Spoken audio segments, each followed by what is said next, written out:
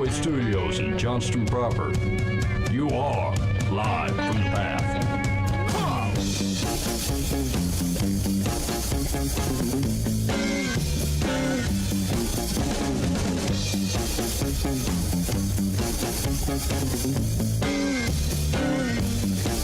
I am a working man, I get things done. Work for the Holy Ghost, work for the Son. I am a working man, oh yes I am. I am a special agent of the Lamb. And you were listening to Live from the Path, coming from the Pathway Studios here in Johnston proper. It's delightful to be with you on this, could be the middle of the morning, you don't have any idea. You're not listening to the live cuts. And if you are from Vietnam or Bangladesh, you're burning through the back episodes. All right. Appreciate your butt work, friends. Okay, here's what we got going on the show. Wait a minute. Do you think they just hold the streaming service storage in Bangladesh? Right? Like, let's say Amazon has a data center in Vietnam or something. Yeah. And then that's where they believe is that how they get the numbers? I mean, I think they're a little bit more sophisticated on trying to pick out like the originating IPs on who hit like an episode or something like that. No. But most of it's happening in the Microsoft Edge browser. Like, that ain't America. Oh, boy. Yeah. That's what I'm saying. That's old. That's suspicious. So what I think is actually happening is what looks like 30,000 listens is you 60 to 75 here in the States are holding solid. And I appreciate that. But if you are in the Vietnam, Bangladesh area, thanks for listening to the program. I need you to know this. In the back of my mind, I thought, what if I acted like I was saying thank you for listening to the program, but in some sort of Bangladeshi language? And I need you to know that I suppressed that because it was a terrible idea. Yeah, I agree. I know I can't do an accent. I don't know the language. It was a mistake. And so just know I discerned, and you didn't even see it in my mind. Filters are on. Yes, this is correct. All right. Hey, here's what we got going on the show this evening. And it's two topics, but it might be one. I have been thinking through, I think, situations where it feels like there is a large preponderance, I don't know, of what is there's like a culture to Christianity, right? There's like a way people start to behave, and there's just like a vibe to it to steal from the youth. But the question becomes like, how would you know? Let's say you're just a good-natured person, and could you tell? How would you know the difference as to whether you are a person who enjoys and participates in a Christian-themed culture, or you are a follower of Jesus? And I'm a little bit sensitive to the fact that, like, the point isn't to go around. We're not going like I want to walk around and like point at people and like fake. Like that's actually not the point. But if you were trying to help someone self-identify, you know, like these are the types of things that where you like you might be just you like the Christian culture, because it's kind of like the things where someone might say, hey, why don't you, someone who's not a Christian but who goes, why don't you go to church and look for a husband? You'll meet a nice boy there. I like the church boys. And it's not because you actually believe and follow Jesus. You just like the promise of what like a church fella might have. He seems like a stable, responsible type of dude who's probably not dating 15 women at the same time and knows enough to dress nice, or at least has one decent set of clothes that his mom probably makes him wear on Sunday. And you're like, you know what, all told, date one of them church boys. And so it's kind of like whatever you might think about that and even participate in. So that's kind of topic number one. But the topic number two, which I think ultimately might get to the same, come to the same apex, which is if you were to say the phrase when it comes to following Jesus, let's keep the main thing the main thing. Do we agree on what that main thing is? What is that? And how do you know, again, whether you're keeping it or not keeping it? Okay, it's fair to wrap a little context around this. Because, okay, have it. Okay, so we've been thrashing back and forth on, this is not going to be about your church specifically. Yeah. But it might be. So like take it well. But like there's some stuff been coming around, like our news feed. We've been trading some stories back and forth where like a church was advertising that they were going to have some kind of big baptism Sunday, right? And they're like, okay, people do this. That's fine. But like to celebrate that, they were going to bring in a mascot from a basketball team to also celebrate the day. And also because it was like Dunk Sunday, which is why the basketball team mascot was there. Cheesy. There was also going to be rides and inflatables and bubbles and candy and all this stuff, right? And the thought is meeting Jesus really that life-changing? Or are we fluffing it up with like, oh, and we also have inflatables? Like, you know what I'm saying? Like, it's the main thing that someone decided to turn their whole life over to Christ, right? And then start a whole new way of walking in freedom and joy and love and patience and all the fruits of the Spirit. And we're like, it pales in comparison, but here's some inflatables. You know what I'm saying? Or we're going to have 900 people do it because that's when we schedule it. Or, hey, this basketball guy is going to come out and do some flips on a trampoline just to cement the special day. You know? And, like, there's dudes in prison that came to know Jesus in their jail cell, and they will still remark it as the greatest day of their whole life, the day that God freed them from their sin. And, like, that's all they would ever want, and their life changed from there on out. And we we're giving out shirts, and you know what I'm saying? Like, we're creating, and like, I'm not saying that it's not a party of sorts to be happening, I guess, but like, it all seems so disingenuous to me. Do you know what I'm saying? Or like, what was another example that I saw? There was no, I don't have it right now, but like, I think it's mostly the conversation is centering around like, one is the main, can we all agree what the main thing is, right? Like, I think most churches' approach is the Great Commission. That's the main thing, to go out and make disciples, right? That's what Jesus left us with, and that's what we hold on to and go, okay, we're going to do greater things than this, and then we're going to go out and make disciples as we go. And if, like, making disciples is the main thing, I don't think it's unfair to look at, like, our communities and our church communities and our programs and our celebrations and stuff and go, is this actually doing it? Like, is it contributing to it?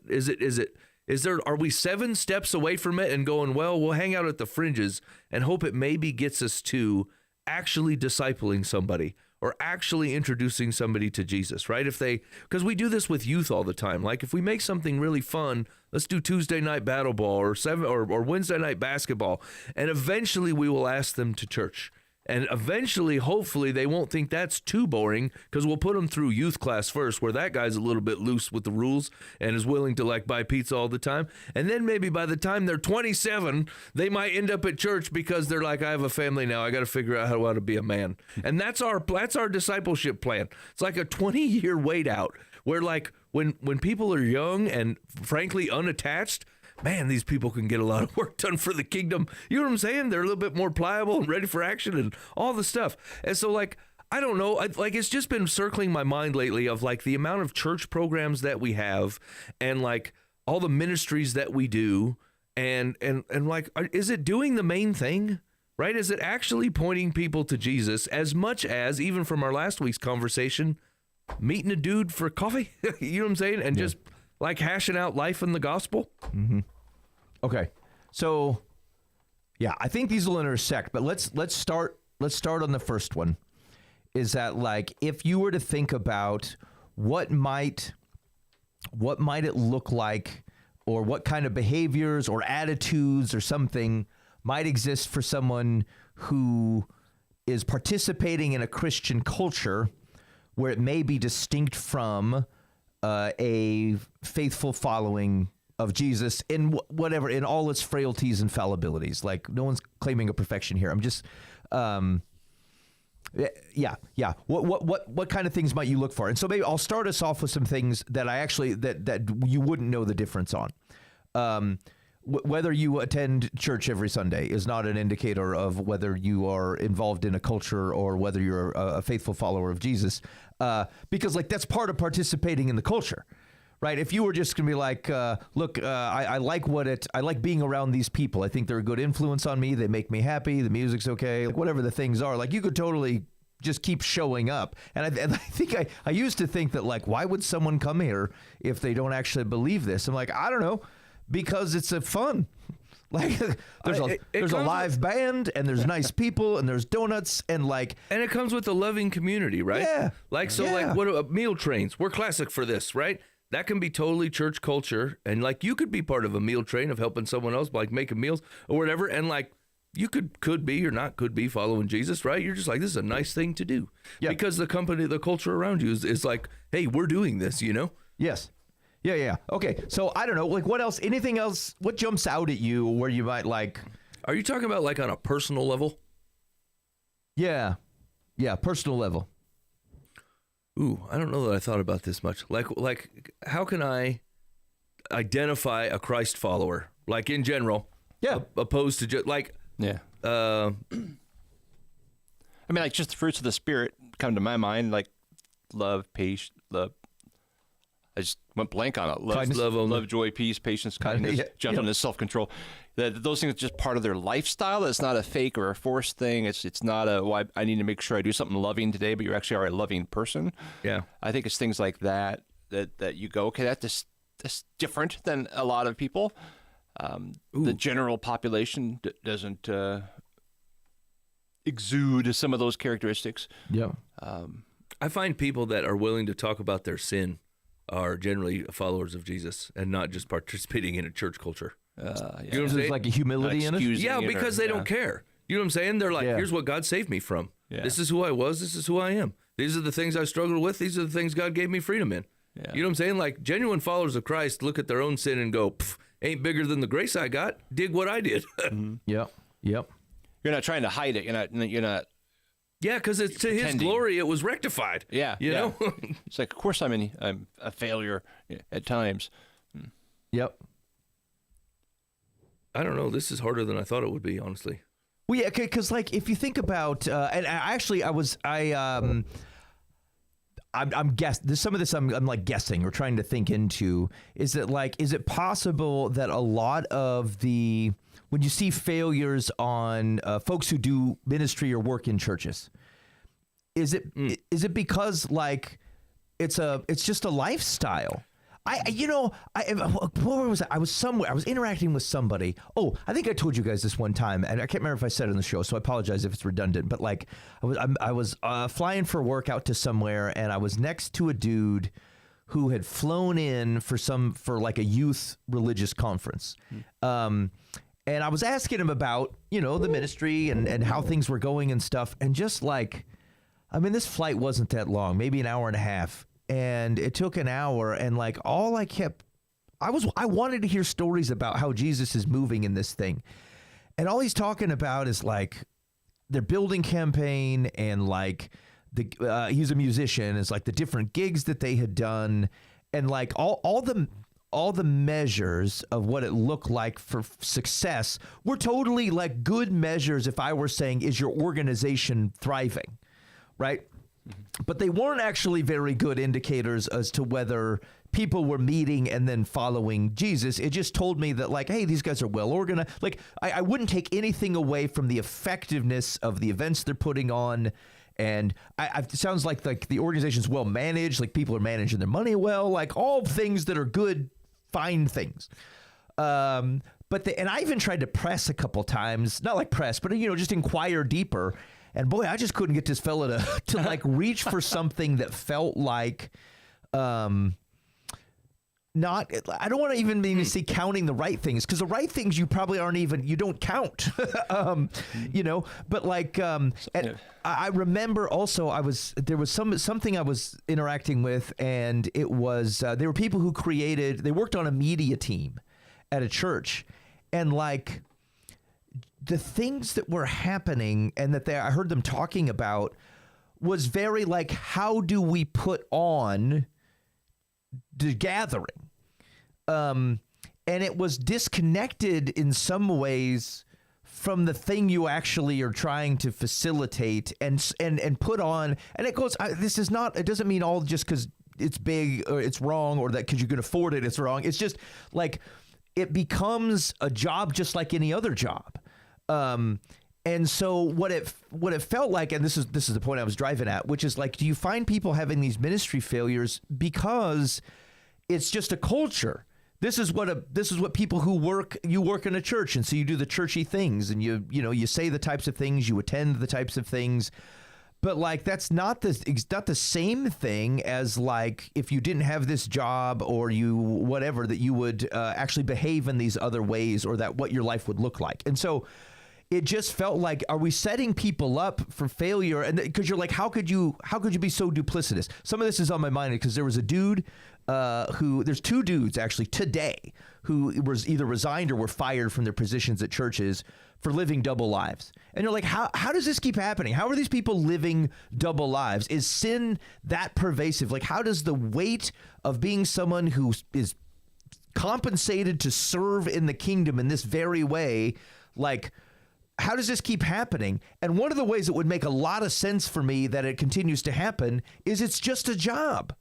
And not intentionally, but like it's just the framework of like, these are my responsibilities. These are the things I do because they're compensating me to do it, which has the ability to have some distance from what my true or full self is. And so what feels crazy to me is actually not so crazy if you're like, look, I behave some way at my job, but I do something different at home because it's not the same me.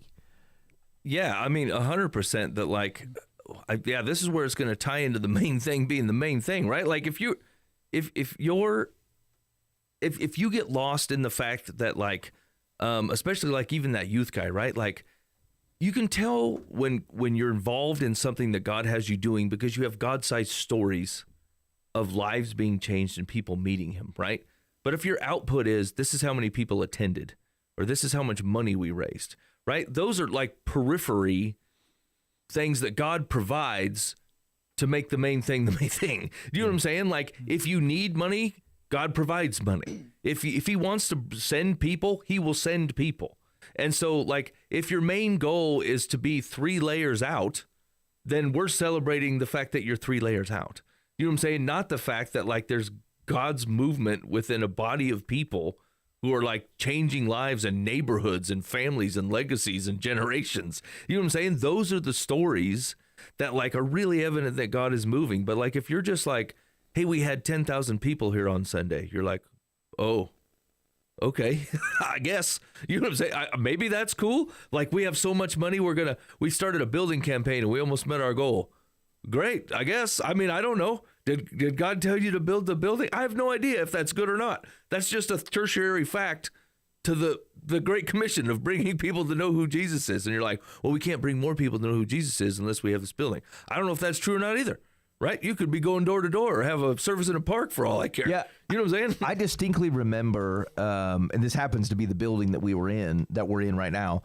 When we, as part of this construction process, like I remember praying that like, because prior to the church was mobile, like we'd go to, meet in schools and types of things. And it's not holy to meet in schools, but there was, there's something that comes with the permanent space that creates opportunity. And I think it creates risk, just like every other ministry situation. And I remember praying that like, God, if this would otherwise point us as a community to become too focal on the permanence of where we're at, then like send an endangered owl into the rafters so that construction would have to stop. Like I'm actively praying, like burn the building down. Like we wouldn't know the difference. It seems like a normal thing that churches do. But can we be aware enough to go, look, if we missed it somehow, or if we were blind about it, or we misinterpreted signs because we wanted this to happen, like destroy the place, because I'd rather know now and not be part of it, Look, I didn't know owls came, so I presume we're probably okay. But a couple crows. Yeah. I don't like. I don't know if it's beating up on church culture so much as like, is there a chance that we got lost from the main thing? Is there a chance that we got lost in the signal where we started going, let's measure how many people we can get in here, and let's measure how many events we can have, and let's get more people on staff for heaven's sakes, and put out more money for not goods, but services. You know what I'm saying? But like, are you sure? Like, can you reevaluate all the places that your time and attention, money is going and go, is this actually doing the thing that God set us up to do? Or did we get lost a little bit in our aim? You know what I'm saying? Yeah. I think that would be the concern. And like part of me goes, like I've heard stories of people coming to know Jesus through a party that you know, a church set up or an outreach ministry. Like it happens. And so like I'm not saying that those are no good. Maybe I'm just saying that like we'd be way better off humbling ourselves and going, God, are these good? Like, are you in these things? Because if you're not, we should probably shelve half this stuff. You know how much money we spent on themed shirts with our logo on it last year? Like we could literally feed 3 families, you know, for a month based on what we bought in shirts. You know what I'm saying? Was this the best idea? Just so we could have a coffee mug with our logo on it? I mean, you know what I'm saying? Like, is it doing the thing that you intend it to do? And if we've got misguided on it, then just help us to see it differently. There really is just a flat out humility to it. Because like God will bring a lot of people in a congregation and a lot of money in a congregation, and no one goes, look at that sinful church for all the money they have, unless they're doing whatever they want with it, right? Or doing like the church culture thing with it, instead of going like, is this actually doing what God pointed us to? Did we even ask him? You know what I'm saying? Or did we just figure, hey, we got some extra cash, maybe we should build a annex wing with a basketball court in it? Yeah. I guess there's like 7 basketball courts in town. You know what I'm saying? Did it really need to be one here? What were you going to say, Dan? Well, I was watching earlier a YouTube video came out recently on Rich Mullins. 1980s, you know, Christian music guy. And he was such a unique guy because he was the struggling musician and really wanted to help people in their faith with God and through music. And then he just, you know, things clicked and he was getting #1 songs and like becoming like super crazy popular, and the big stars were using his music. Amy Grant at the time, you know, and Michael W. Smith, you know, all the different people, and he was afraid that he was going to lose the main thing. Yeah, you know, and so like he set up his elders at his church where he was going. And he said, all the money is going to go to you guys, and I want you to pay me the average salary of someone in America, which was like $24,000. He said, yeah. And the rest, he said, you give out the missions and do Jesus work. And then this was the kicker. I thought, that's really cool. That's really neat. It's like, that keeps you balanced, keeps you humble, keeps you like doing the main thing. Like, God's called me to do this. But then part of his thing was, don't ever tell me how much I made. Oh, yeah. So he doesn't become like, look what I did. Oh, yeah. You know, because that would become a pride thing. Yeah.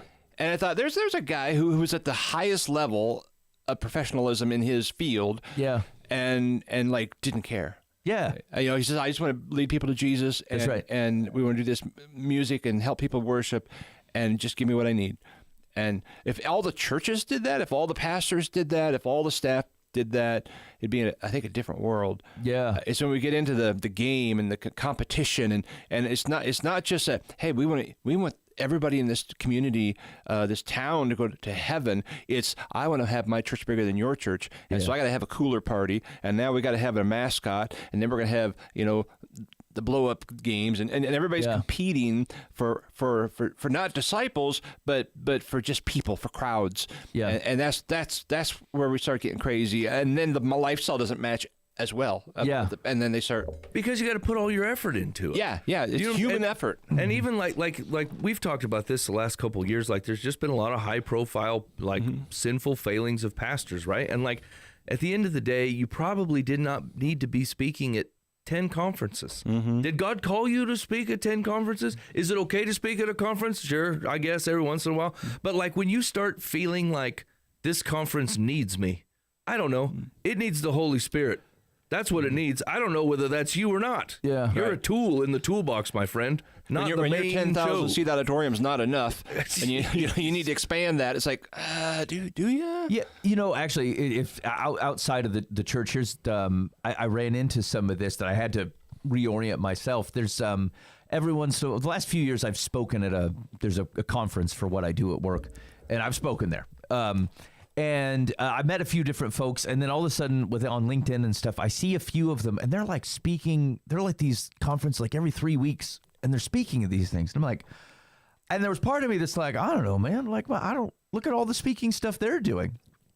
And then I thought, and I remember there was part of me that thought like, oh, maybe I want to go speak at more conferences. I don't know. I don't really want to. I don't know why I even thought that.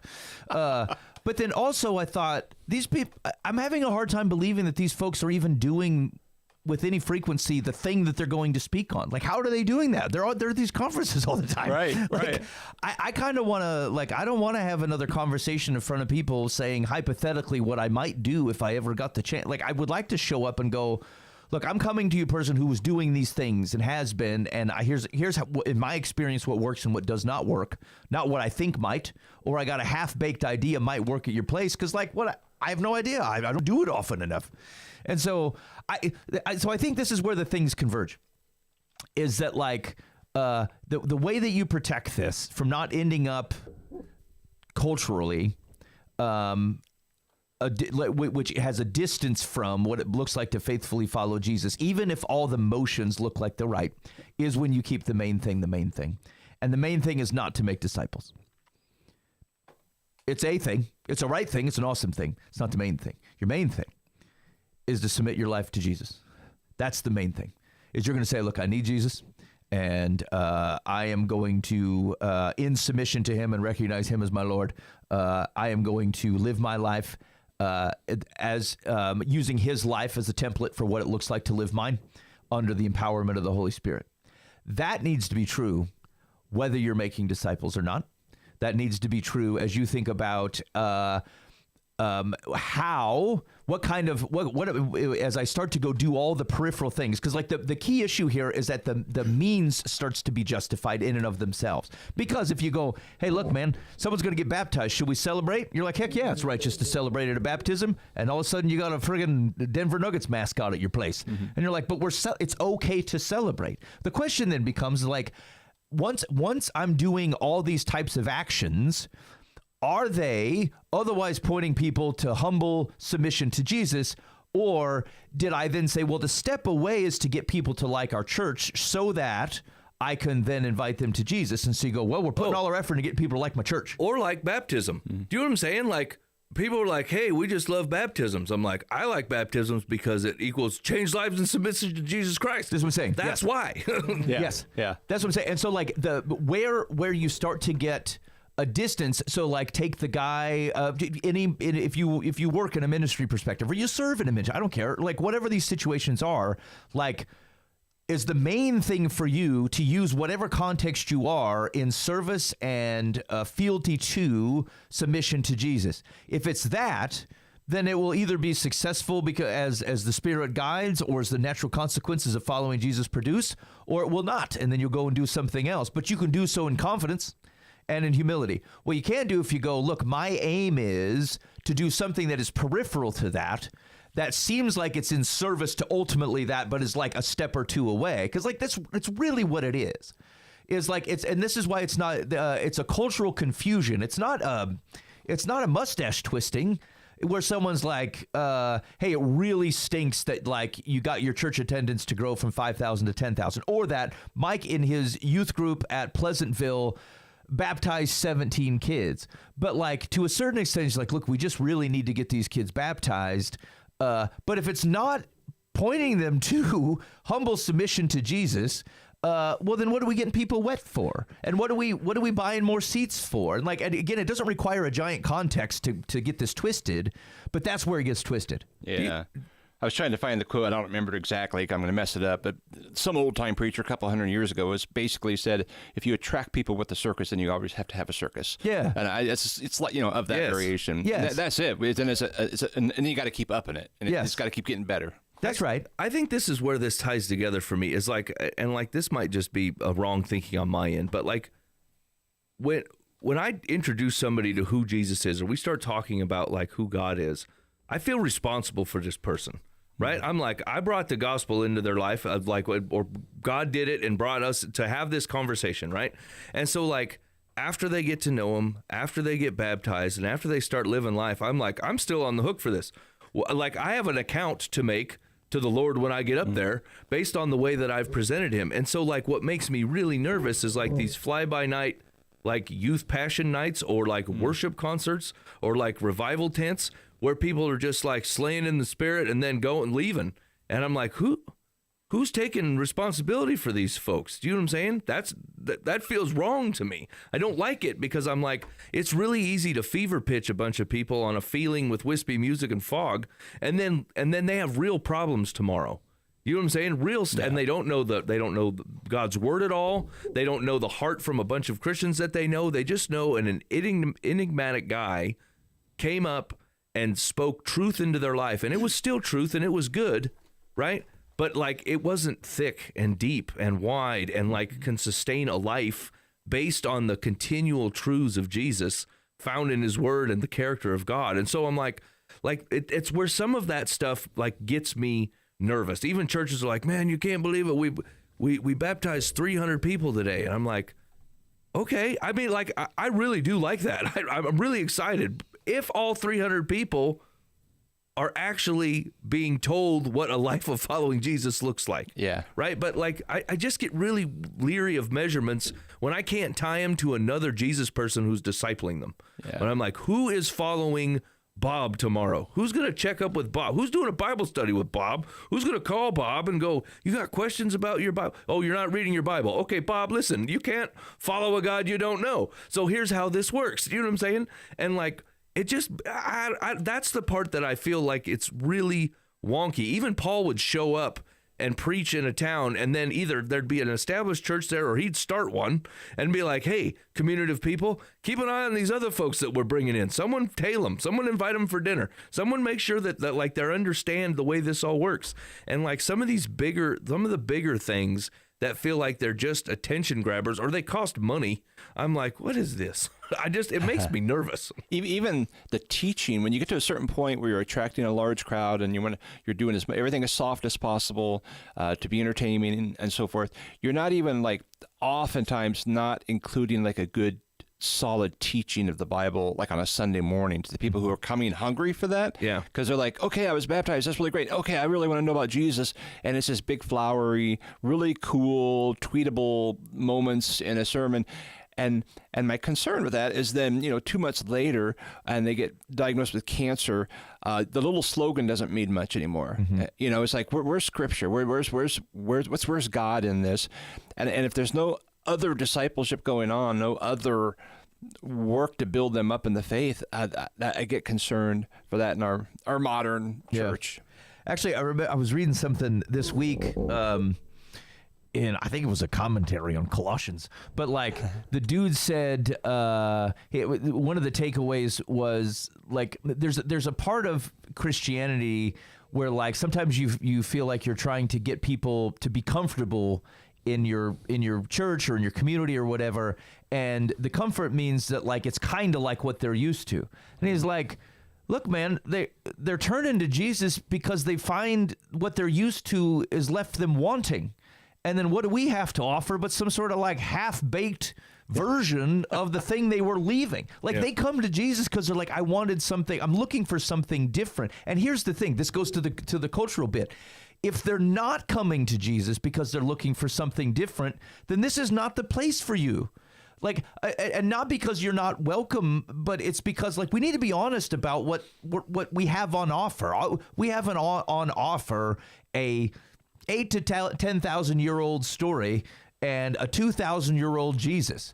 That's what I have on offer, who thinks miracles are still happening today and that people's lives are changing and that serving yourself is actually not the apex of the world. And like, if there's anything that we're saying or talking about in our community that gives the impression that you should feel comfortable in a world that thinks the opposite of that, but also in our space, not because we don't love you, but because this is not what's on offer, then we're probably setting the wrong table for you. And that's disingenuous. And I think we should probably not do that. And so what's interesting is you think about this distinction between like, can you be an indicator of a cultural Christian versus like a follower of Jesus has nothing actually to do with the presence of sin in your life. Over time, I actually think the conversation is relevant. But like, again, you could be like, dude, that guy really struggles with like severe alcoholism. He's angry. And I think he might have cheated on his wife in the last 6 months. That's actually not a great indicator necessarily of whether you are just like, I think it participates in like, are you just treating this like a culture? But you actually could have every intent to follow Jesus and you just kind of sucked on a few different occasions. Mm-hmm. But like what it ultimately comes down to is where is your fealty lie? And this is another thing that might hit you from like a cultural perspective is that as you listen to things going on around you, I've heard political stuff on both sides of the aisle.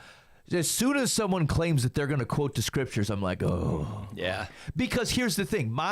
The thing that I care way more about is that that God's word should otherwise be directing how I see the world. And so if you're going to grab onto that, you better be saying the same thing that Jesus is saying. And if you're not, then I'm out. I don't care. I don't care if I like everything else that you espoused, or generally speaking, I'm supposed to you mostly represent me. The thing is my fealty is not to you. It's not.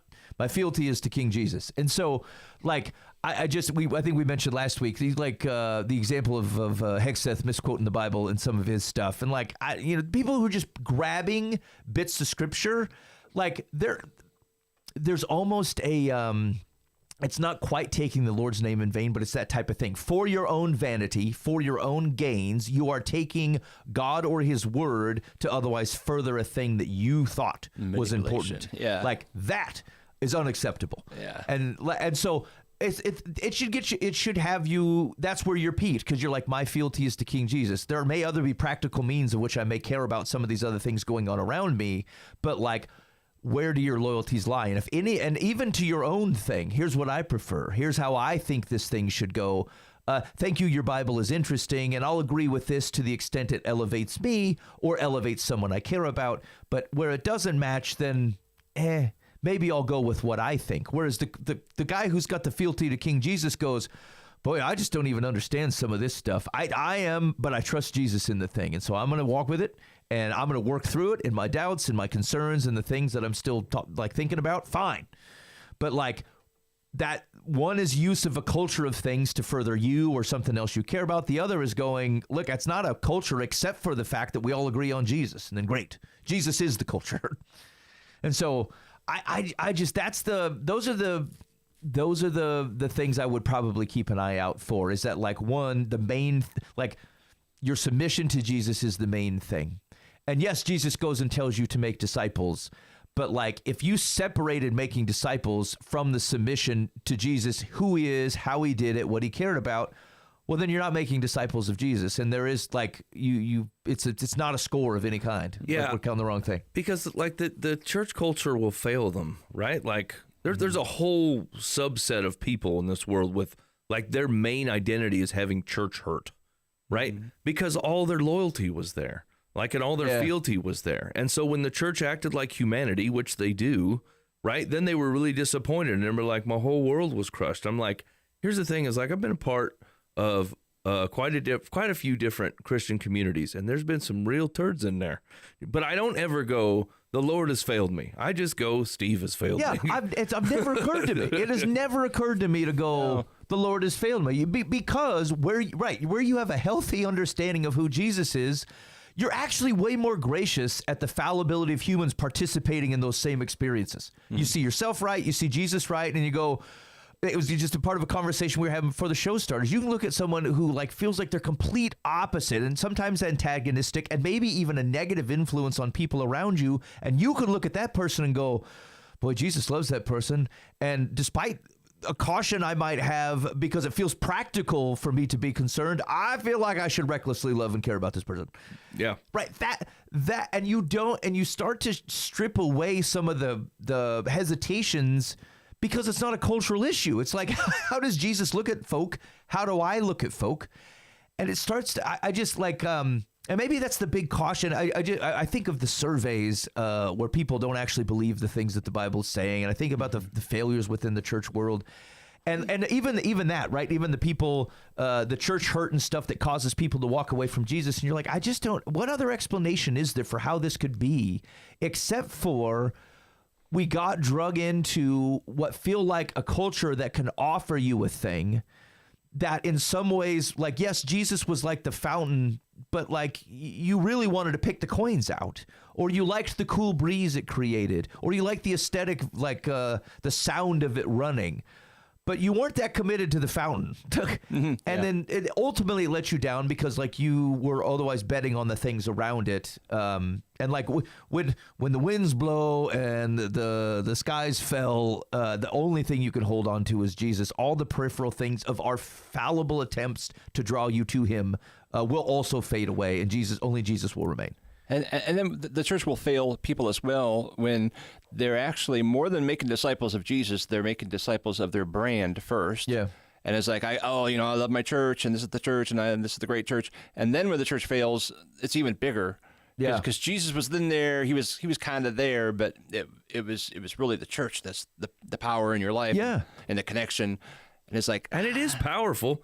Yeah. You know what I'm saying? Like, it's a connected group of humanity, and who are, even if they're just phoning it in, they're usually pretty nice and generous, you know? So like it can you get sucked in pretty fast. Yeah, it could be some real screw tape letters kind of action. You know what I'm saying? Like, they can posture as if they're the God in the relationship, you know? We're all you need, you know, a good community. And like, don't hear us wrong. You do need a good community. Yeah. The Bible lays that out. But like, ultimately, like, you have to have a community where the head is Christ, right? Otherwise, it is just humanity. And church hurt is rampant in communities who have lost the main thing for the main thing. Yeah. You know, so I was just thinking about this is like, it's very hard. I was talking to a guy this week about it, and I thought that I don't know.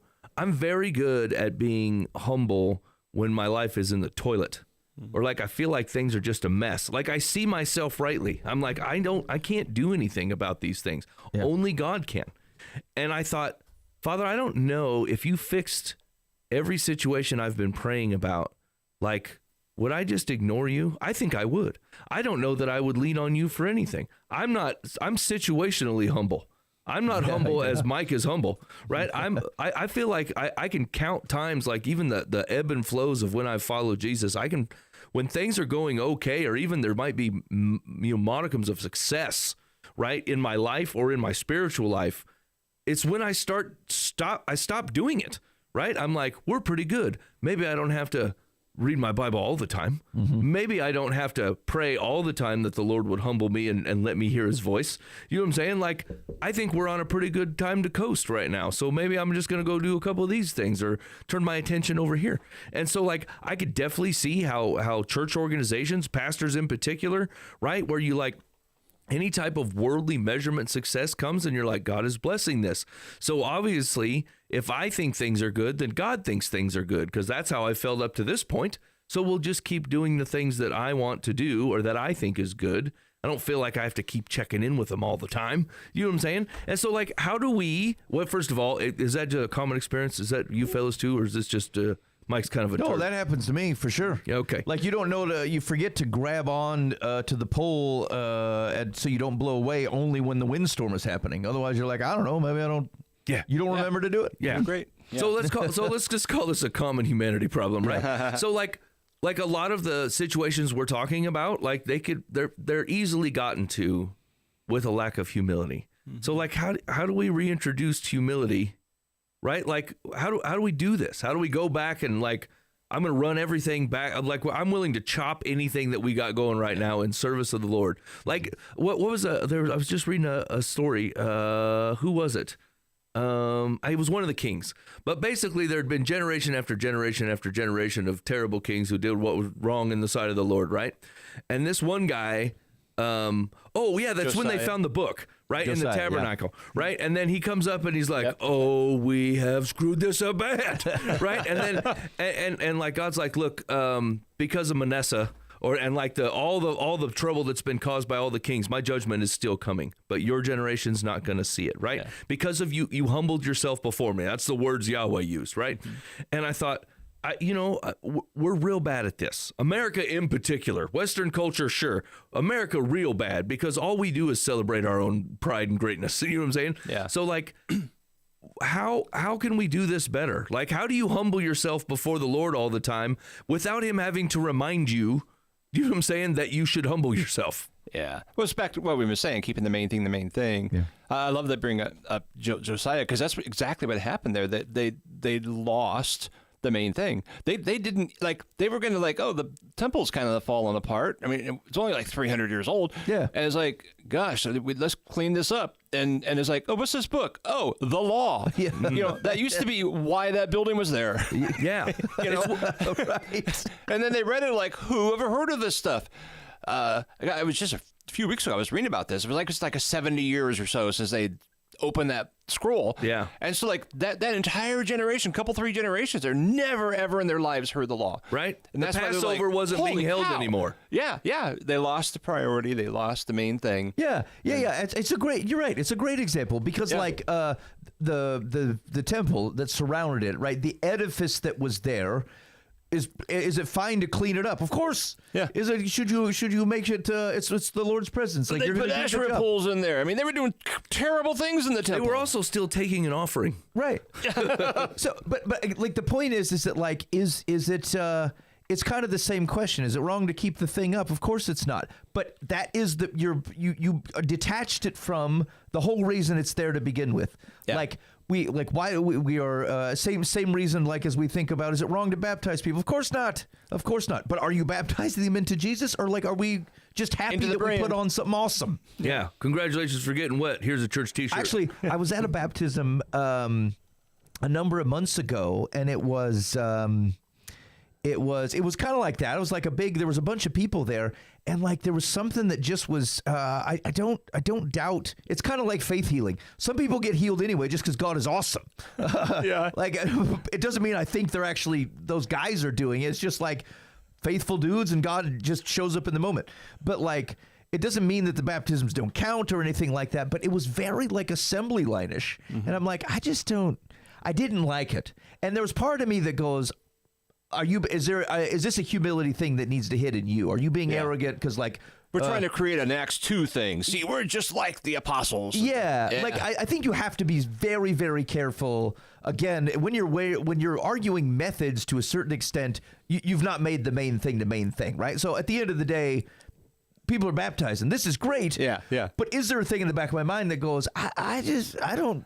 Okay, this is going to sound crappy, but this is the reason I don't like it. Is because if Todd comes up to me on a Tuesday morning and says, Mike, I feel like God is leading me to get baptized, I'd be like, what you doing at 1? Exactly. How many people you know that can take off work? Like, I would just baptize them like right now. Yeah. Or like, Todd, what works best for you? Tomorrow? What about Thursday? And like, when it feels program-ish is when we're like, hey, we have a baptism Sunday coming up 3 weeks from now or 2 months from now. Let's hold tight. I'm It's like, going to be fireworks. oh, I'm like, gross. Let's get baptized now. Anytime. Pick a water, right? Let me talk to you about what your relationship with Jesus looks like. But if you feel like God's after you and you want to get baptized, hot dang, I'll bring a crowd myself. I'll just call people I know and we'll celebrate for you. Do you know what I'm saying? Like, but when we save it up to make it part of a spectacle, it's not sinful, I don't think, but it does irk me. You know? Yeah. It just doesn't smell good. No, I don't think it smells good. Well, and you actually, and that's you do see that behavior, like in Acts, Peter shows up to Cornelius's house, they hear the thing and they're like, let's do it.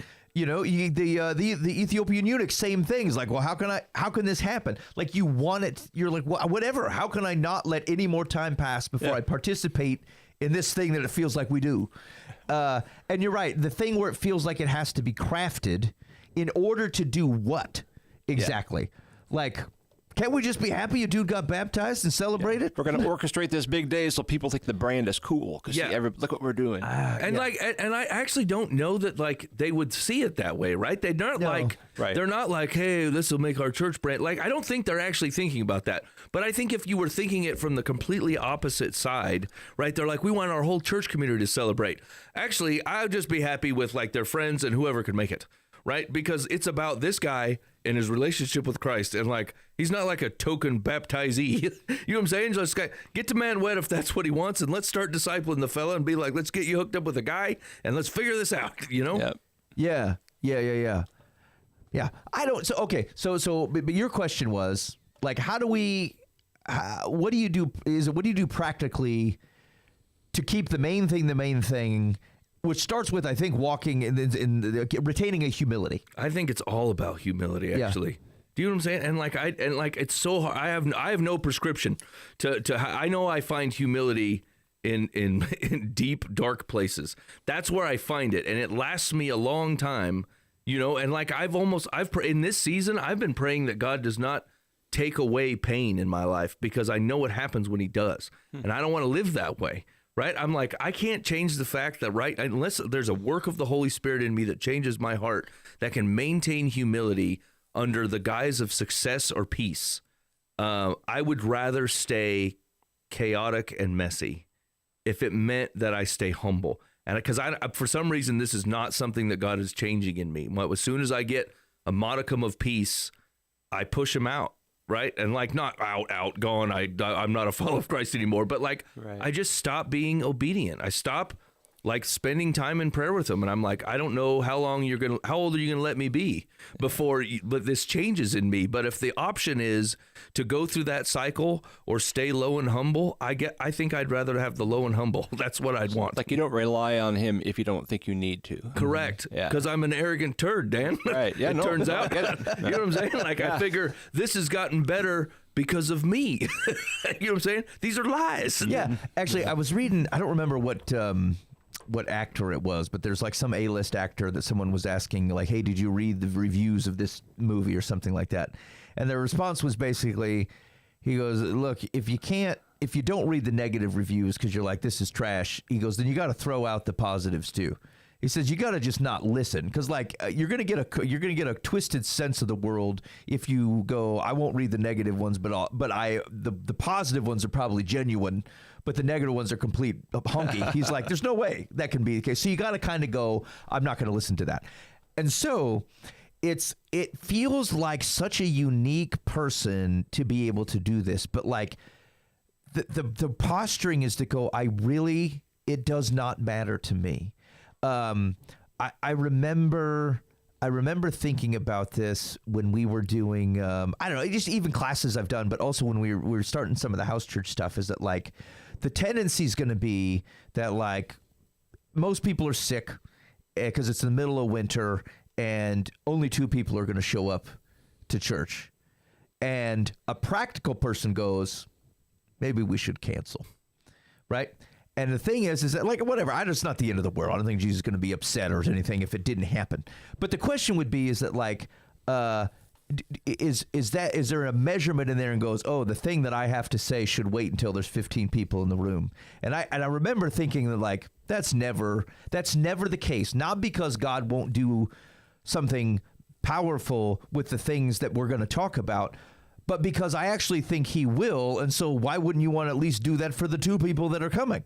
Like, how many people is good enough that the powerful thing God was going to do that they should witness it? For them to get the full gospel. Go get some of your friends. Then I will speak to you about Jesus. Yeah. And so I just remember, and like I said, I'm not all that invested whether you cancel church in the nasty weather or something. It's just the thought of like, what did you measure? If the only thing I ever measured was, did I show up and did I represent Jesus to the best of my fallible ability? If that was the thing I could do, and someone said, and it was always in a dark room, and someone said, look, this week 100 people were in there, Ben, and the next week they said 2 people were in there, and I had the same reaction to both, and I went, praise the Lord. Like, I'm glad, and if there's no one there, well, then it must have been necessary for me. And I just go about the thing. The problem is, or I think the barrier is, you have to have a lot of confidence that the thing you're showing up to do was righteous regardless. Right.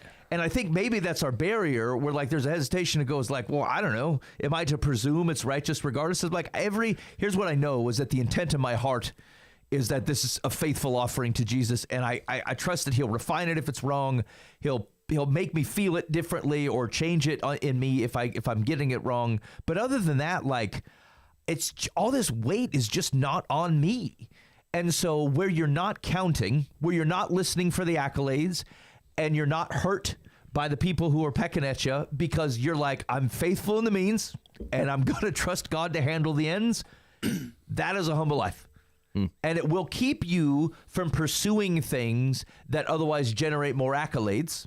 And it will keep you from staying away from the things that you think may generate negativity. Because either way, you're like, I'm just trying to get the thing that Jesus said was true. And I'm sure it's going to hit, where it hits people interesting is that like sometimes you're going to say a thing and you're going to preach a thing from the scriptures. You're going to have coffee with someone. You're going to say it. And what they're reacting to doesn't have anything to do with the scripture or the direction in front of you. It's actually a cultural question. Like whatever that they believed about Christianity that was culturally acceptable to them, now it's running against it. And now they have to make the decision. Do I love King Jesus or do I just want this acceptability? Do I want a culture that otherwise I thought I was buying into? And so anyway, I actually think that's part of it. And practically, I think it's something that, if you don't want to get a tattoo, I'd at least put it above the doorstop or like put at the top of your journal or whatever it is that you're doing, or bookmark in your Bible that like focuses on like, God, help me not be about anything but your business, and help me not be invested in my part in it, but help me play it faithfully. Like that's it. That's the thing. Yeah, I would say that like most, like even with Josiah, right? Like the Josiah the king, yeah. right? I don't know. God can do a lot of work with humility. Mm-hmm. Do you know what I'm saying? Like almost all big revivals come from humility and from an understanding that we need him and are postured our life in a way. And so like if that's the thing, it's not a magic unlock, right? It is just a fact. Right, very much so that like you can't get wet if you don't go out in the rain. That's just a fact, not a tweetable moment, right? So, but it's just without humility and without recognizing who he is and who you are, right? Like God, he just does not choose to work like that. He doesn't work through the proud. And so, like if we have any chance at all of him doing the things that we would love to see in our day, which is like just hearts turning towards him. Like it has to be in a posture of humility. And if that means that like us as a church culture needs to take a big old reset and figure out how to get back to humility and let God be God, and some of our programs and ideas and like the things that we just thought of, I'm not saying they're bad. I'm not even saying they might not even be Holy Spirit inspired. They very well could be. Yep. But like humility makes sure. Humility goes, I'm willing to cut what you want to cut. And we want to keep the main thing. So that means all these speaking engagements I agreed to that were taken away from my family and making me have the associate pastor cover 3 out of the 4 weeks of the year. I'm going to stop doing that. Yeah, actually, that's an interesting exercise. If you were to think through, and this presumes you're in some sort of ministry situation, but like, hey, that you found someone who's got talents for the kingdom and they're up there leading the worship. Like, if you put a real crapper in there for 4 weeks and half your church left, it's probably a reckoning, and like the thing, if you got like a guy's just gifted with the words, he's a really good teacher. God gave him the gift. If you took that person out for 4 weeks and half the people left, okay, it's probably a good reckoning. They were there because something about, that situation, like they weren't committed beyond the fact whether the dude was going to be in there or not. I'd like to know that. I think actually like the group of people that I'm in, like they'd go on without me. They'd go, well, Ben brought something that like God gave him a unique thing. He did that, but like nothing about what we do requires him to be here. Like they'll just move on, which is great, which is so cool. And so I suppose that's the question: is that like, could you pull out various Jenga blocks and not have the tower fall? And actually, if it leans, it's okay. It tells you something. Then you know where we might be. Not that it's not okay to like where God gives people gifts and it's impactful. You should not suppress it, but you also should know where it might be covering for the main thing, where it somehow took over to the main thing at some point or another.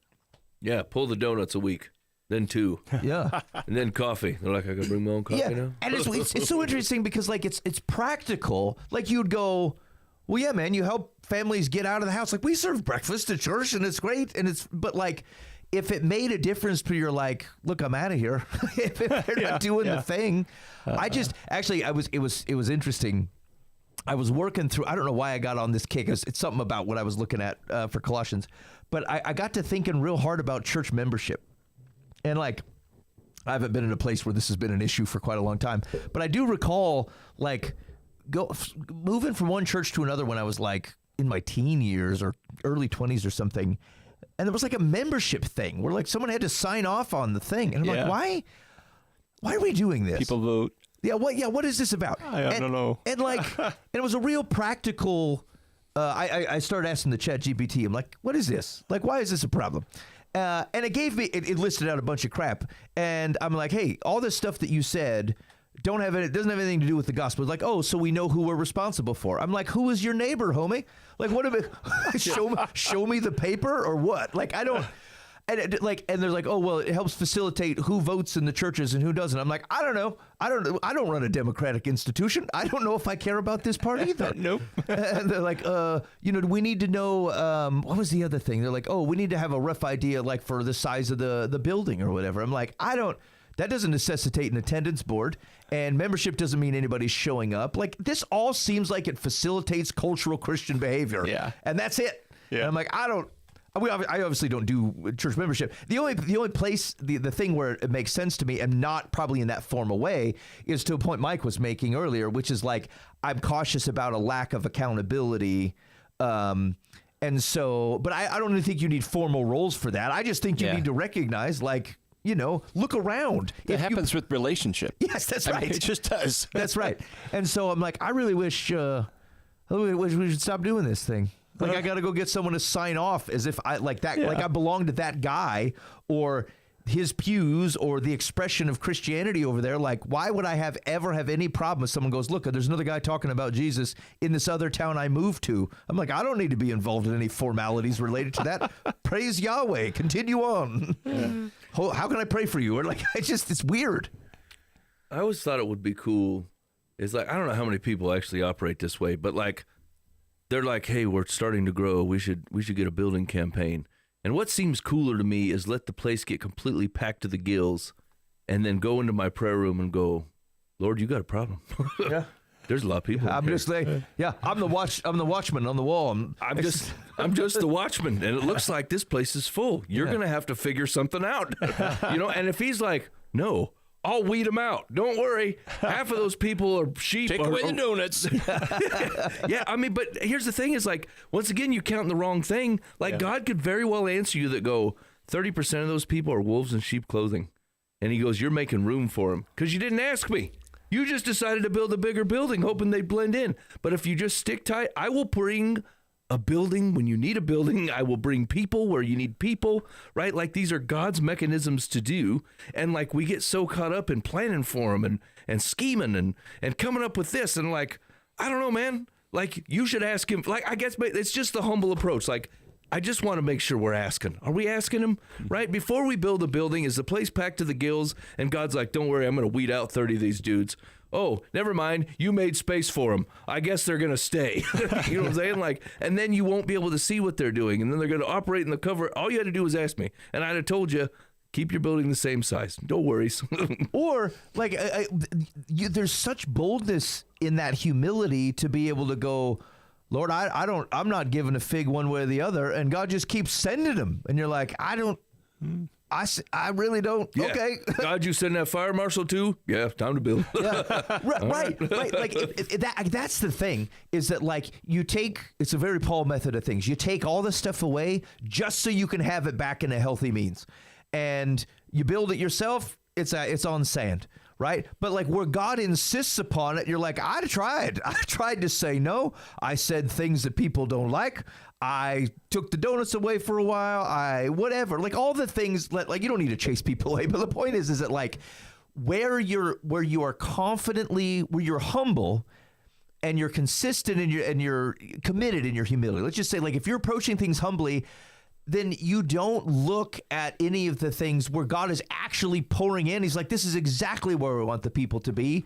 And you're willing to follow it, but you weren't the person. It's not invested in you. And you can do so confidently. I'm just like, the thing that keeps you away from being the person who like lives it as a culture or treats it like a job is you just humbly went, I don't know, what are you going to do in here?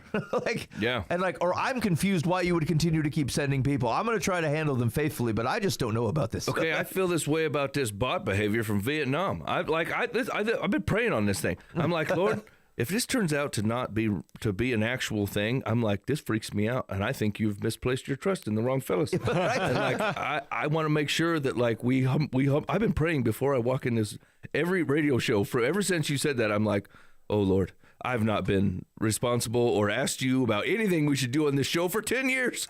We just come here and start slinging lead in the air, saying whatever the heck we want. And I'm like, if you're bringing people to listen to this thing, this freaks me out, and I don't want it. Yeah.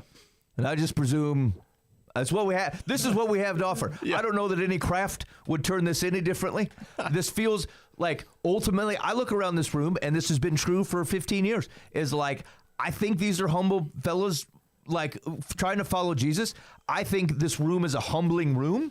I think as you're walking about your day-to-day life, you're going to hear things other dudes are doing, and you're like, oh, crap, yep, that's probably right. And, like, I think the intent of our rather ragtag, sometimes crappy radio show is that we intend to serve Jesus. And this is all we can offer. I think there was a little bit of time where we're like, I don't know, what if we thought harder about this? Yeah. I just don't think we're capable of it. I think this is what we have to offer. And if God can do awesome things with it, I'm great. Yeah. That's what we got. All right, you ready to get out of here, Dear Live from the Path? Yeah, let's do it. Dear Live from the Path, I have a friend I have known for a very long time. We bonded 10 years ago over common interests and mutual friends. Over the years, they have suffered from anxiety, depression, and OCD. In addition, they are also narcissistic, but it had never been a problem before. I have spent many a day and night on the phone with them for hours, letting them talk out their problems. I've always been supportive and empathetic, offering help or suggestions. Live from the Path, they can't hold down a job. Yeah. They invariably quit for some reason or another, and they have a drinking problem as well. Holy cow. This guy go to a store and say, like, what are all the debilitating things that could be involved in? It is becoming increasingly difficult to remain friends. Sure. After years of being the supportive friend, it seems that's all I am. Whenever this friend wants contact, the entire time is spent talking about them. They never ask how I'm doing or what is new with me, and they haven't in years. I feel stuck because I don't want this person to feel I'm abandoning them, but I am mentally and emotionally burnt out from constantly trying to talk them down. They claim... They claim that, it says, I have tried to be a bit more distant and hopes my friend gets the hint that I can't be available 100% of the time. The last time they reached out, they claimed they thought they scared me. I want to tell them, I'm not scared, I'm just tired. How do I approach this? Well, I think you already said it. I'm tired. I can't keep carrying you. Yeah.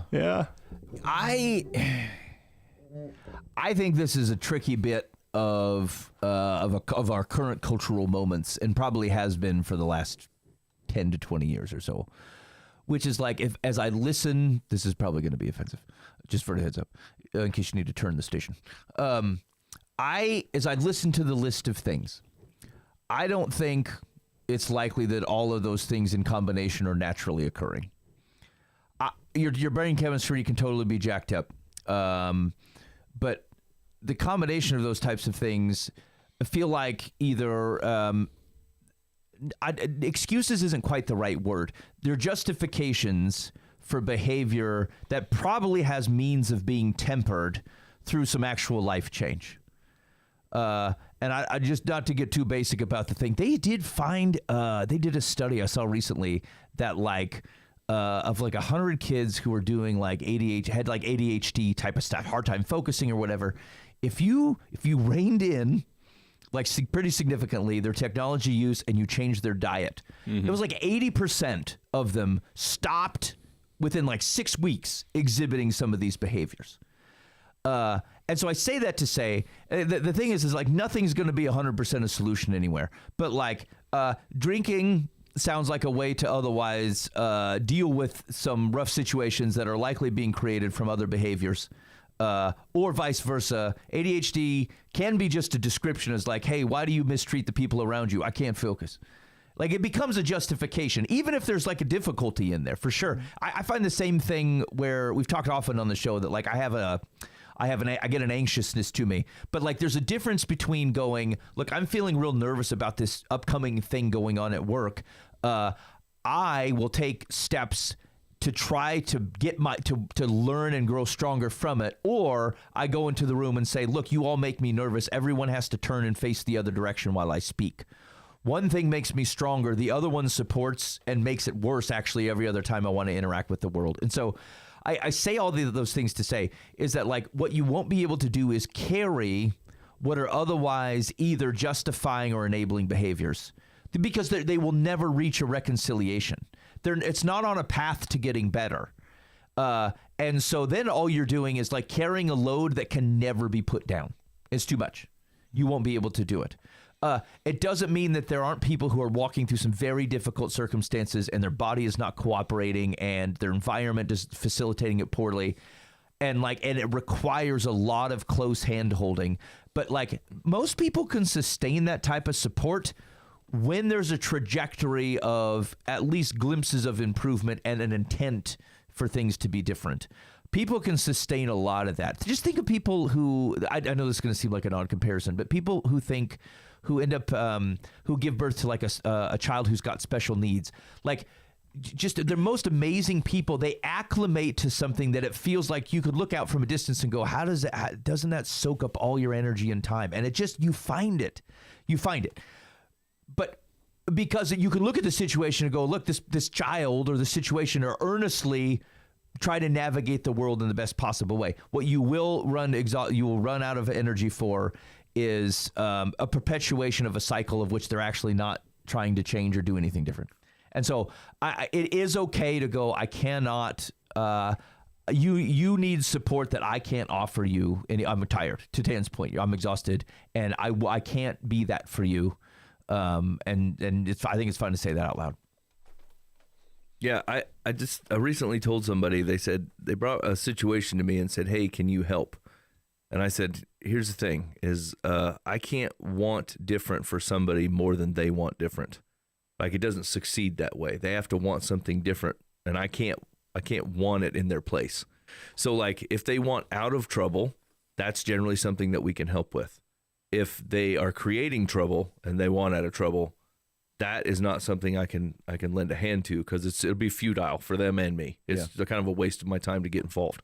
And so like overall, if you're asking a very specific question is like, I want to tell them that I'm not like, you're not abandoning them, right? But like you have to figure out in what capacity you want to continue to be in their lives. And usually that means setting up some boundaries. Yeah. Right. Here's what I am like, think about it for a minute, put some thought into it and be like, if I'm just going to assume that none of your stuff is going to change, you're going to continue on the same road that you are. The truth is it's bringing nothing but trouble to me and like trouble to my soul. And it's hurting. And like, you're not interested in doing anything different except for dumping it here. So like, here's what I can do. I can take a phone call from you like once a week. I'm not going to drop everything I'm doing that's otherwise good just so I can be part of this, and maybe if I don't have the bellwether for it for today, I'm going to let it hold a day until I got some bandwidth for it, like basically if they're going to keep taking on negative consequences, like you're going to protect yourself a little bit by going, I'm not just going to take them just because you have them. Right? Like I'm not expecting a mutual relationship here. That's off the table. It's actually unreasonable. Their behavior has never been anything but that. So like that's not going to happen. But you can decide how many of the negative volleys you're going to accept over the net. And if it needs to be less and then they get mad at you for not accepting all the volleys, then the problem fixed itself, But you do probably need to be as honest as you can without being hurtful that like, here's the way I'm going to approach this from here on out. And if they get offended and don't want to talk to you anymore based on your honesty, and then it is kind of is what it is, at least you set some stuff up. I think that's how I would approach it, or I would recommend approaching it. Yeah. I heard a guy, I was talking to a fellow a week or so ago, and he said he got involved in a situation where there was a relative of his who was going to lose his house. And the house payment wasn't actually that much. The guy who is in the house has like a full-time job and he has roommates. The money is there. And they're just simply not paying the water bill or the house bill. And you're like, and obviously, like to get to the point where they're trying to sell the thing out from under you, like you got to be derelict for quite a long time, right? Yeah. And so like part of the question is like, all right, you hate to see someone not be in their house anymore, and it feels like, oh man, we got to figure out how to keep them there. But like, it's within this man's ability to do this. And I know maybe this seems like an unfair comparison as we talk about some of those things that are mental strains or addiction issues. I don't we are not helping by doing a fait accompli on some of these things that represent our behaviors, either discuss our behaviors or seem to generate them. I think there are some people where like it's just really, really, really hard, and it might be like impossible for them to shake all of these things. The vast majority of people have more control over their lives to be able to start reducing the impact of some of this stuff over time, and they're not taking it. And they're looking, they're someone coming along someone, and I think this gets to part of what Mike's advice is that like, I don't think you don't give up hope with people, but like having a hope for them and trying to facilitate good things is not the same thing as agreeing to shoulder the consequences of all the behaviors that they're choosing. Like they are still choosing some of this. There's very few people who are acting completely out of mind. And so, and the more that you allow that, like that you approach it that way, that you make it sound like it's all out of mind, you also took away the ability for them to behave differently. And like that's ultimately what you're encouraging. We're encouraging to say, oftentimes different behaviors produce different outcomes. And so it sometimes feels like because I'm a Christian and I want to serve people and I have hope and I'm optimistic about them, it requires that they then shoulder every consequence of which people are generating. That is not what you're responsible to do. In fact, you don't even just watch Jesus walk the earth. He doesn't like change the lives of every poor person out there. And the difference between rich and poor in Jesus's day was far more drastic than it is today. Yeah. And he wasn't being caustic when he said, "Look, the poor will be with you always." But when he was talking to Judas, but he's talking about like there's this sense of like it's all not going to resolve itself, and so you can't carry the burden of that particular thing. And so anyway, I got a little skew there, but like the broad point is to say that like you can reconcile a hopeful, serving, gospel-oriented attitude. Doesn't require that you also accept all the stuff that's the downfall of other people's choices. Those boundaries are helpful, but also like you do need to sustain the optimism. Don't give up on people, but that's a different question than how much of what they do falls on you. Yeah. Yeah, and I think actually like there's some practical ways you can bellwether some of that, right? They're like, "Hey, I got all these problems." You're like, "Okay, I tell you what, why don't you shut down that technology and then let's start drinking some more water." And when they tell you no to your face, that they're not desperate to change at all. Like they want to keep the stuff. Like they'll just flat out like push off any help that is actually helpful or actually even worth a shot. By the time I've been in some real pain, right? And I'm like, I could see how people turn to street drugs. Like I'm in enough pain right now that I would make a real bad decision if you put it in front of me. And I'm like, so I understand the desperation that some people get to, but usually when people are desperate for a change, they will accept anything that promises that it can do better. And so says, "Hey man, let's just do this for a month. Let's get your technology down to half hour a day and let's drink water and stop going out to McDonald's." And they're like, "It's ridiculous. I won't do it. I just have these things." You're like, "You didn't even try. You're not desperate. You don't want this out of your life. You want to cling on to the thing, on the decisions that you're making. You don't want these things to go away. So now I'm definitely not going to sit here and accept like all the consequences of your continued poor choices when there's better options on the table and you're refusing."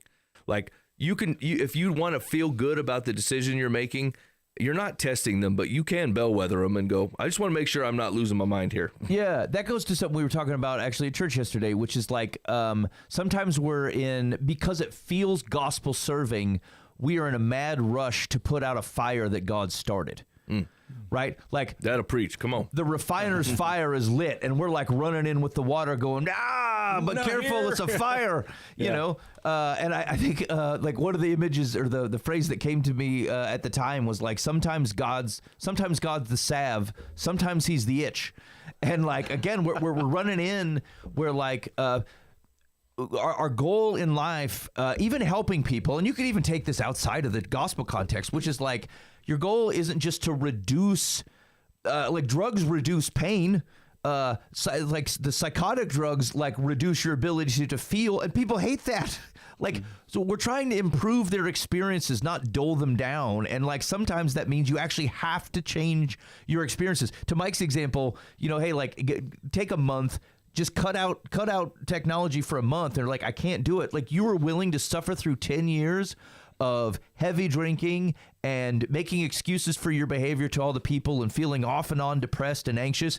You can sustain that for 10 years, but you can't go, no, I'm just going to give someone else my phone for a month and just see. Maybe it's bogus. I don't know. But you ain't willing to try it. Yeah.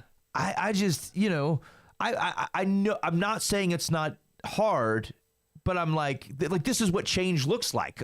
Right. Yeah.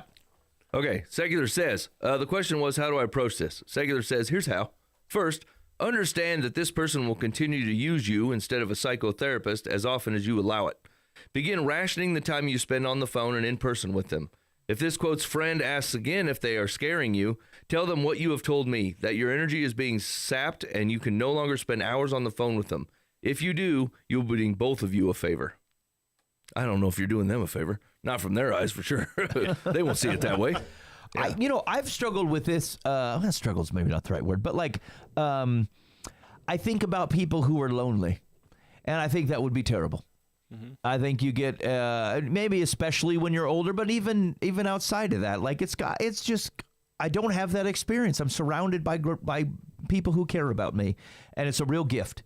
And to be by yourself in your own thoughts most of the time, to not have an evidence whether someone's thinking about you or not over multiple days, you could go do a thing or not do a thing, and it doesn't appear that has any consequence to anybody.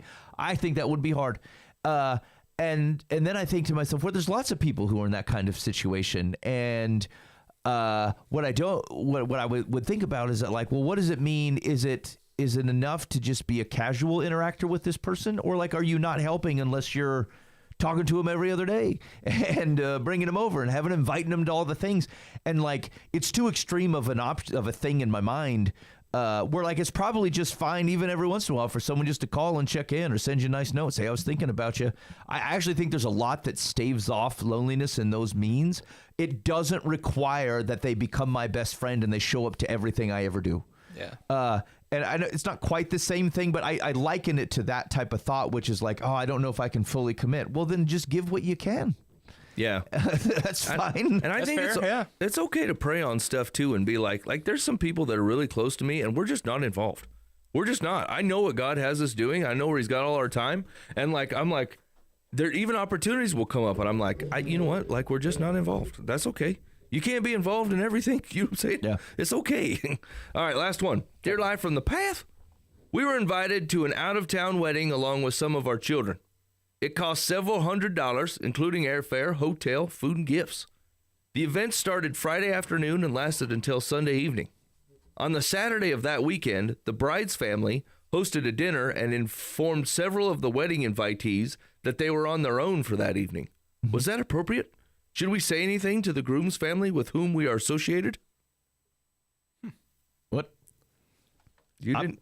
Why is there a problem here? Yeah, that's kind of weird. I think they started the festivities on a Friday afternoon. Yeah. And then Saturday, I'm assuming, was the rehearsal dinner, which sounds like you weren't invited to because you're not in the wedding party or something. And you're like, this is crap. I came here on Friday. The wedding's not until Sunday. I'm on the hook for 2 nights of hotel, and you don't even invite me to the rehearsal dinner. That's what it sounds like to me. Yeah. Should feed all of us. Well, what might feel, okay, what if the rehearsal dinner was on Friday? But the wedding, the wedding's got to be Sunday, right? I think so. Or it could have been a Saturday evening. But then wouldn't it feel what do you mean you're on your own for dinner? Don't you presume there's a reception? Welcome to the wedding. Reception's on us. By the way, we're going to Olive Garden. You can't come. Weird. Yeah, it feels like they've put a weird pause in here somewhere. But whatever, is it fine to go... I guess here's the thing, is that as long as they were clear when certain things in the festivities were happening, if you just want to come in for the wedding, fine. But I think it's okay to say, look, you're on your own for dinner. I assume I am. Yeah. If I ever go somewhere, I mean, to be fair, if you had an out-of-town wedding and you said Friday night we're going to have a get-together, Saturday night's the rehearsal dinner, Sunday's the wedding, I would go, well, I'm not invited to the rehearsal dinner, so I guess we're going to show up Saturday night, have dinner, go to a hotel, and show up at this wedding. Yeah. I ain't coming here for no Friday afternoon soiree for an extra $200 a night. Yeah, that's what I'm saying. As long as they're clear on what's going on, then you can choose whether you want to show up or not. Yeah, it feels like you're dumb for showing up so early, knowing that you weren't invited to the rehearsal dinner. Yeah, I mean, and think about it. You know, weddings are when like some of the randos show up. Is it wrong to think that like, hey, there's a bunch of randos on the bride's side and they're going to get together like on their own group? Sure. Yeah. That seems completely reasonable to me. Yeah, I don't text like the opposing cousins and be like, by the way, I know Bob's getting married. Us cousins of Bob are going to get together. We should meet up. Yeah. I'm like, us cousins are getting together. I don't know this other woman's family. You know what I'm saying? Right. We just met today. We have 18 people going to the Cracker Barrel. We thought we'd make life a lot more difficult and see if we could fit 50. You want to come? Yeah, weird.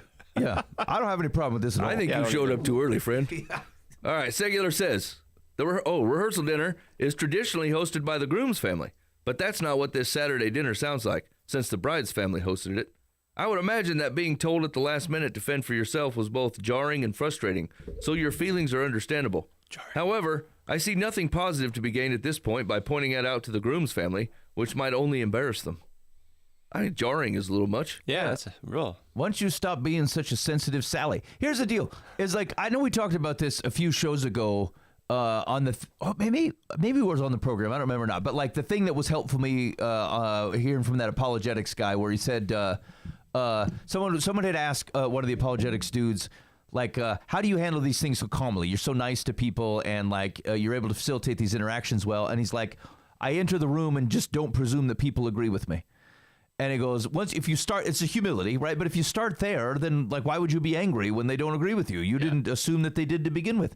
And like, I just like, why did you assume they were going to buy you dinner or invite you into this group thing? Like, if you didn't assume that, you would not have a problem that it didn't happen. Yeah, listen, dude, like just because someone's getting married doesn't mean it's like an all-inclusive resort for you and your family.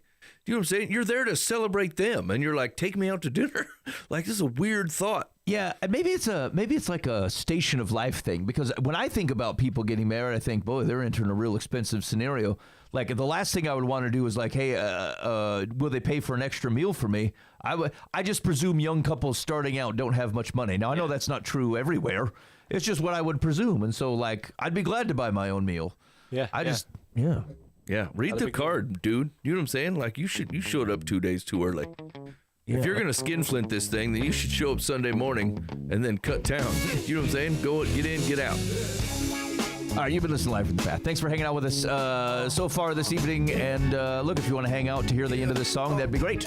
But other than that, we're going to cut the show loose. If you got any feedback for us, hit up the Live from the Path complaint line, 515-517-0085. That's call or text. Or if you want to hit us up on an email, you can do it, info@livefromthepath.org. We'd love to hear from you. In the meantime, be faithful in the means. God will handle the ends. You've been listening to Live from the Path. No crown, no gold, just a staff and a vision that the heavens foretold. Locusts in the fields, fire licking the stream. The plumb line drops straight, no bend in the beam. Justice rolls down, mighty as a flood.